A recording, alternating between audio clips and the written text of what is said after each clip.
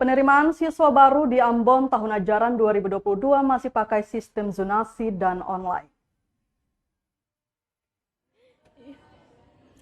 Penerimaan peserta didik baru atau PPDB tingkat sekolah dasar atau SD dan sekolah menengah pertama atau SMP tahun ajaran 2022 di Kota Ambon masih menggunakan sistem zonasi. Hal itu diutarakan Kepala Dinas Pendidikan Kota Ambon, Ferdinand Tasso, Rabu 15 Juni 2022. Tasso mengatakan selain sistem zonasi, PPDB di Ambon juga mempertimbangkan 3 sistem lainnya, yaitu jalur prestasi, mengikuti perpindahan orang tua, dan jalur afirmasi. Dijelaskannya untuk jalur afirmasi hanya diperuntukkan bagi siswa kurang mampu dan disabilitas. Saat pendaftaran, calon peserta didik wajib melampirkan surat keterangan tidak mampu dari Dinas Sosial.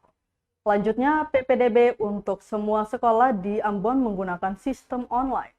Calon peserta didik harus mempersiapkan 3 dokumen wajib, yaitu bukti kelulusan, ijazah, dan kartu keluarga.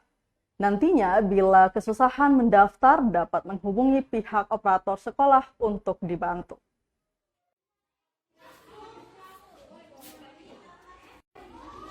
Penerima peserta didik baru ini dilaksanakan secara online, jadi setelah pengumuman mereka akan setelah pengumuman kelulusan, syaratnya adalah memasukkan bukti kelulusan, ijazahnya, dan kartu keluarga untuk melihat lokasi tempat tinggal. Jadi penerima peserta didik baru dilakukan dengan 4 pola, yaitu melalui zonasi, kemudian yang kedua mengikuti perpindahan orang tua, dan yang ketiga jalur prestasi, dan yang keempat jalur afirmasi. Afirmasi ini diperuntukkan bagi anak yang tidak mampu dan yang disabilitas. Jadi kalau tidak mampu harus dibuktikan dengan surat dari dinas sosial yang masuk dalam keluarga tidak mampu.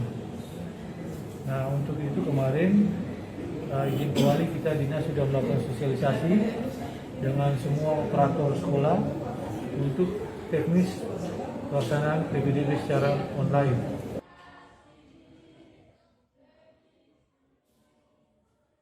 Terima kasih sudah nonton.